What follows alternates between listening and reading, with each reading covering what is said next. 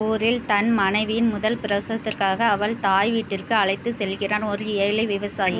ஊரில் தன் மனைவியின் முதல் பிரசவத்திற்காக அவள் தாய் வீட்டிற்கு அழைத்து செல்கிறான் ஒரு ஏழை விவசாயி. வாகன வசதி இல்லாத காலம் அது. கடும் வெயில் காரணமாக கர்ப்பமான மனைவிக்கு தண்ணீர் தாகம் எடுக்கிறது. ஆளில்லா நடைபாதையில் என் கணவர் தண்ணீருக்கு எங்கு செல்வார் என்று அதை கணவனிடம் சொல்லாமலே வருகிறாள். மனைவிக்கு தாகம் எடுக்கிறது என்று அவன் புரிந்து கொண்டான். இதற்கு பெயர்தான் கணவன் மனைவி உறவு. தூரத்தில் ஒரு முதியவர் இளநீர் வியாபாரம் செய்வதை பார்த்து அவள் கையை பிடித்து கொண்டு வேகமாக சென்ற பிறகுதான் தெரிகிறது அவனிடம் ஒரு இளநீர் வாங்குவதற்கு மட்டுமே காசு இருக்கிறது என்று. சரி, ஒரு இளநீர் தாருங்கள் என்றான். இளநீர் வாங்கியவன் தன் மனைவியிடம் கொடுத்தான். எனக்கு வேண்டாம், நீ குடிமா என்கிறான். எனக்கு மட்டும் என்றால் வேண்டாம், நீங்கள் குடித்துவிட்டு தாருங்கள் என்றால் அவள்.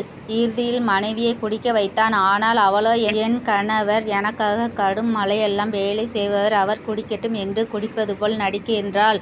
இளநீர் கணவன் கைக்கு வந்தது. அவனும் மனைவியை போலவே இவள் என்னை நம்பி வந்தவள், அதோடு என் குழந்தையை சுமக்கிறாள், இன்னும் கொஞ்சம் இவள் குடித்தால் என்ன என்று இவனும் குடிப்பது போல் நடிக்கிறான். இவர்களின் காதலையும் விட்டு கொடுக்கும் குணத்தையும் பார்த்த முதியவர் அந்த பெண்ணிடம், நீ என் பொன் போல இருக்கிறாய், இந்த இளநீரை நீ குடிமா என்று வேறொரு இளநீரை வெட்டி தருகிறார்.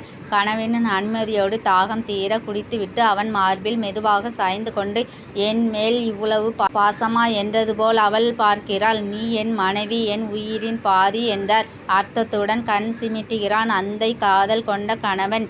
இப்போது அன்பு என்ற ஒன்று விட்டு கொடுக்கும் குணம் இருந்தால் ஒரு இளநீர் வாங்க இருந்த காசுக்கு 2 இளநீர் கிடைத்தது.